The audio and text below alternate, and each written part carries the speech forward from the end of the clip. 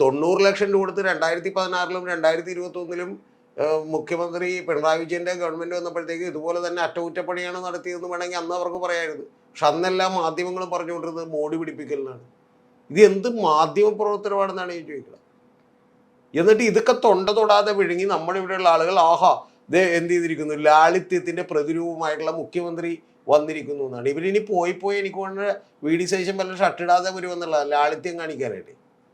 അല്ല, മഹാത്മാഗാന്ധിയൊക്കെ ഷർട്ടിടാതെ ഉള്ള വന്നേച്ച് ക്ലിഫ് ഹൗസിന്റെ അവസ്ഥ എന്താന്നുള്ളത് നമ്മൾ കണ്ടതാണ്. അല്ല, കാരണം മരപ്പട്ടി സൂസു വെക്കട കാര്യം വരെ പറഞ്ഞിട്ടുള്ളതാണ് മുൻ മുഖ്യമന്ത്രി പിണറായി വിജയൻ.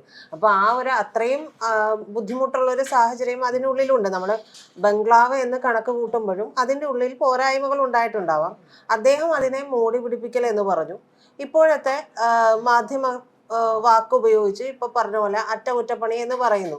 പക്ഷെ അവിടെ ഒരാൾ മാറുമ്പോൾ സ്വാഭാവികമായിട്ടും നമുക്ക് നടത്തേണ്ടുന്ന ചില അറ്റകുറ്റപ്പണികൾ തന്നെ ഉണ്ടാകില്ലേ? ഞാൻ പറയണത്, എനിക്ക് ആ ബംഗ്ലാവുകളെല്ലാം തന്നെ ഇപ്പൊ മൻമോഹൻ ബംഗ്ലാവ് അടക്കം ക്ലിഫ് ഹൗസ് അടക്കമുള്ള കന്റോൺമെന്റ് ഹൗസ് അടക്കം എല്ലാം തന്നെ കൃത്യമായി സംരക്ഷിക്കപ്പെടണം. അപ്പൊ അതിന് വേണ്ടിയിട്ട് അവിടെ കാലാകാലങ്ങളിലുള്ള ഒരു മെയിൻ്റനൻസ് വർക്ക് നടക്കുന്നതോ പെയിന്റ് അടിക്കുന്നതോ ഉള്ള കാര്യങ്ങളിലൊന്നും എനിക്കൊരു എതിരഭിപ്രായമില്ല. ഞാനടക്കം പിണറായി വിജയൻ ആയിരുന്ന സമയത്ത് ഈ ചീമക്കൊന്ന വെട്ടിയതിനും അതുപോലെ ചില്ലകൾ വെട്ടിക്കളഞ്ഞതിനും 1.5 ലക്ഷം രൂപ കൊടുത്തതിനെയും അതുപോലെ അവിടുത്തെ വാച്ച്മാന്റെ മറ്റേ ഇതിനകത്ത് റൂമിനകത്ത് കബോർഡ് പിടിപ്പിക്കാൻ 40,000 രൂപ കൊടുത്തതിനെയൊക്കെ വിമർശിച്ചിട്ടുള്ള ഒരാളാണ്.